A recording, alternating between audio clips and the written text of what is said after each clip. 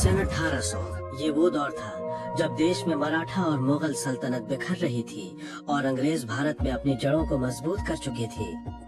ये वो दौर था जब अफगानिस्तान से लेकर म्यांमार तक एशिया के सबसे बड़े हिस्से में सिर्फ भारत ही भारत हुआ करता था।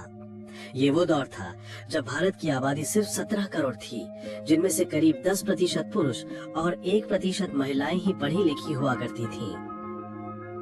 शायद इसी वजह से मीलों दूर से आए अंग्रेजों ने भारत पर कब्जा जमा लिया था।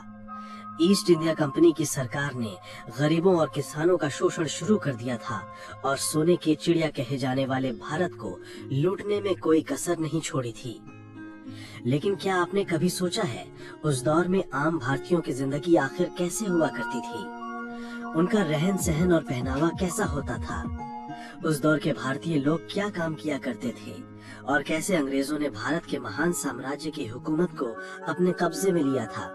अगर हाँ, तो आज का वीडियो आपके लिए खास है, क्योंकि आज हम सन 1800 के दौरान अखंड भारत के इतिहास से पर्दा उठाएंगे, जिसे ज्यादातर स्कूलों कॉलेजों में पढ़ाया नहीं जाता है। लेकिन उसके पहले आप वीडियो को लाइक और चैनल को सब्सक्राइब कर दीजिए। सल्तनत और हुकूमत। 16वीं शताब्दी की शुरुआत में जब अंग्रेजों ने भारत में दस्तक दी, तो शुरुआत में उनका उद्देश्य सिर्फ यहाँ व्यापार करना था। लेकिन जब देश के कई महान राजा उनकी मीठी बातों की शिकार नहीं हुए, तो उन्होंने इस महान देश की सत्ता पर ही कब्जा करने का फैसला किया। बता दें कि भारत में कदम रखने वाली सबसे पहली ब्रिटिश टोली के कैप्टन थे विलियम हॉकिंस, जिन्होंने 24 अगस्त 1608 के दिन सूरत के बंदरगाह पर पहला कदम रखा था। और कुछ ही समय में उन्हें यह अंदाजा लग गया था कि वे कूटनीति से भारत को अपने कब्जे में कर सकते हैं।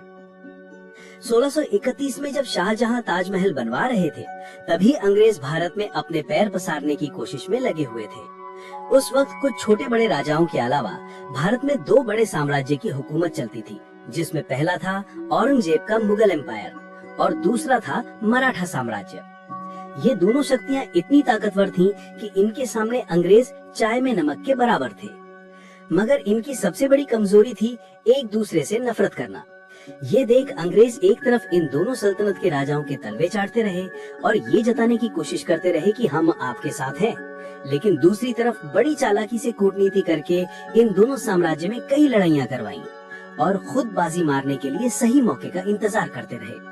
अपनी इसी रणनीति में कामयाब होने में अंग्रेजों को 100 साल लग गए और शुरुआत हुई 18वीं सदी की, जब ईस्ट इंडिया कंपनी ने भारत में अपने पैर पसार लिए थे। मुगलों की सल्तनत खत्म होने की कगार पर थी और मराठा साम्राज्य भी कई इलाकों में अंग्रेजों से हार चुका था।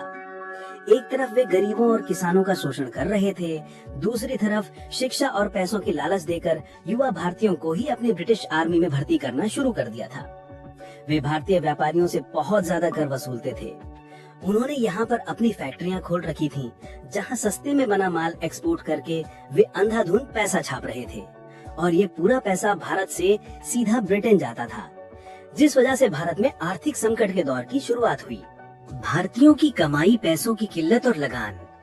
आपने ये कहावत तो सुनी होगी कि मेरी जरूरतें कम हैं, इसलिए मेरे जमीर में दम है, जो 1800 के दौर में 90% भारतीयों के लिए सही साबित होती है।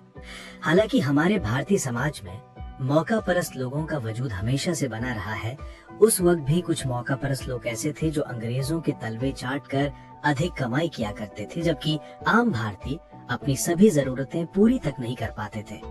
एक तरफ जमींदार किसानों को कर्जा देकर ज्यादा ब्याज लेकर उन्हें लूटा करते थे, वहीं दूसरी तरफ किसान बाढ़, सूखे जैसी समस्याओं का सामना करते थे और अंग्रेजों द्वारा लगाया गया जानलेवा लगान तो किसानों की कमर ही तोड़ देता था। वहीं जो लोग खेती नहीं करते थे, उनमें से कुछ छोटा मोटा व्यापार करते थे, जिन्हें अंग्रेज टैक्स और हफ्ता वसूली करके लूटने से बाज नहीं आते थे, जबकि कुछ लोग मजबूरी में चंद पैसों के लिए अंग्रेजों की फैक्ट्रियों में 16-18 घंटे काम किया करते थे। गांव का व्यापार। उस दौर के भारत की एक चीज बहुत अच्छी थी, वो है बार्टर सिस्टम, यानी सामान के बदले सामान देना। इसका इस्तेमाल भारत में ज्यादातर गांव में किया जाता था। गांव में अगर कोई एक आदमी चावल उगाता था, तो वो दूसरे आदमी से चावल के बदले गेहूं लेता था। जो आदमी सब्जी उगाता था, उन सब्जियों के बदले चावल और गेहूं ले लेता था। जैसे कि 1 किलो धान के बदले 4 किलो शक्कर। पूरे महीने के अनाज के बदले पूरे महीने की सब्जियां और 5 किलो गेहूं के बदले 5 किलो दाल। इससे फायदा ये होता था कि खाने पीने की हर चीज गांव में मिल जाती थी और इसके लिए पैसे चुकाने की जरूरत भी नहीं थी। इसलिए गांव में पैसे का चलन बहुत कम था। इसके साथ आज भी अगर आप भारत के कुछ गांव में जाएंगे तो वहाँ पर अदला बदली की प्रथा मिलेगी जो बहुत अच्छी है। पहनावा।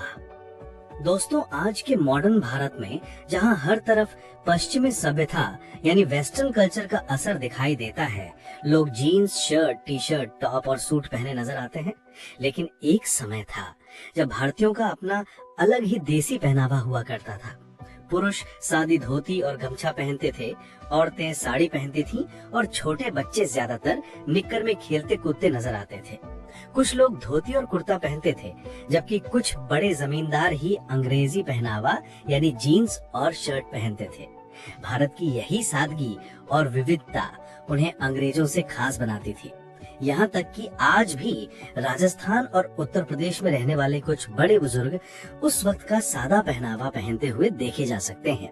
लेकिन हम में से ज्यादातर युवाओं को आज लुंगी पहनना नहीं आता, जो थोड़ा निराशाजनक जरूर है। व्यवहार, रहन सहन और काम धंधा। आज इंसान चांद पर पहुंच गए, मंगल ग्रह पर रोवर भेज चुके हैं और फिर आर्टिफिशियल इंटेलिजेंस ने दुनिया को बदल कर रख दिया। लेकिन सन 1800 के आसपास भारत में टेक्नोलॉजी का कोई नामो निशान नहीं था, लेकिन हर भारतीय का जीवन सुकून से भरा था। बात करने के लिए तार से जुड़ा टेलीफोन तक नहीं था, लेकिन दिल से दिल का कनेक्शन मजबूत था। रिश्तेदारों से महीनों और कई सालों तक मिलना मुश्किल था, लेकिन मन में इज्जत और लगाव जरा भी कम नहीं था। और मिट्टी से बने घर भले ही कच्चे थे, लेकिन लोगों के दिल बड़े सच्चे थे। यातायात के सिर्फ बैलगाड़ी साधन थी, लेकिन लोगों के शरीर में बहुत ताकत थी।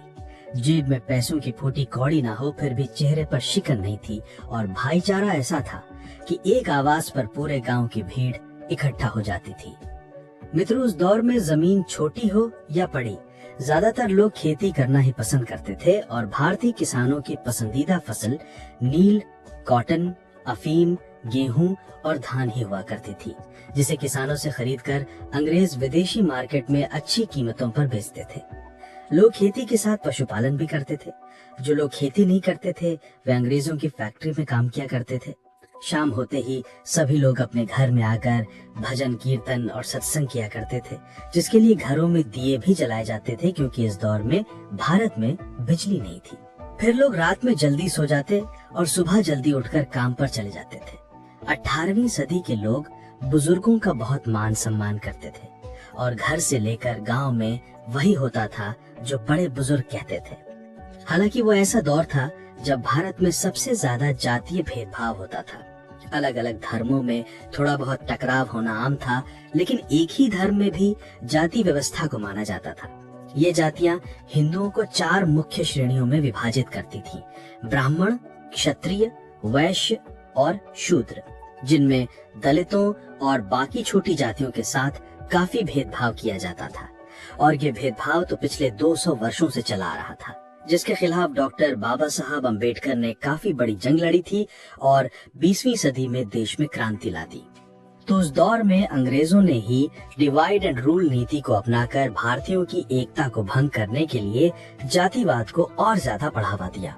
लोग अपनी जाति के हिसाब से ही काम किया करते थे, जैसे कि धोबी कपड़े धोते, कुम्हार मिट्टी के बर्तन बनाते, नाई हर पीढ़ी ने बाल काटती थी। इस तरह हर कोई अपने हिसाब से काम धंधा किया करता था। शिक्षा और साक्षरता। अब बात करें पढ़ाई लिखाई की, तो आपको जानकर हैरानी होगी कि उस वक्त भारत में पढ़े लिखे लोगों की संख्या बहुत ही कम थी। देश में सिर्फ 10% पुरुष और 1% महिलाएं ही साक्षर थीं। हालांकि बिना पढ़ाई लिखाई के ही भारत में रहने वाले सभी लोग किसी न किसी काम में बहुत निपुण थे। कुल मिलाकर उस वक्त भारत की कुछ चीजें बेहद अच्छी थी, तो कुछ बहुत खराब। कहीं पर लोग बहुत खुश थे तो कहीं बहुत दुखी। लेकिन भारत हो या दुनिया का कोई भी देश, सदियों से संतुलन बनाए रखने के लिए कुदरत का यही नियम चलता आया है। तो मित्रों, अगर आपको भी अखंड भारत के महान इतिहास पर गर्व है तो कमेंट बॉक्स में हमारे देश की तारीफ में 2 बोल जरूर लिखिए और ये भी बताइए कि उस दौर की वो खासियत कौन सी है जो आज का मॉडर्न जमाना मिस कर रहा है। हमारी ये पेशकश पसंद आई हो तो वीडियो को लाइक और शेयर करें। ऐसे ही दिल छू लेने वाले वीडियोस के लिए हमारे चैनल को सब्सक्राइब करके पास वाली घंटी जरूर बजा दीजिए।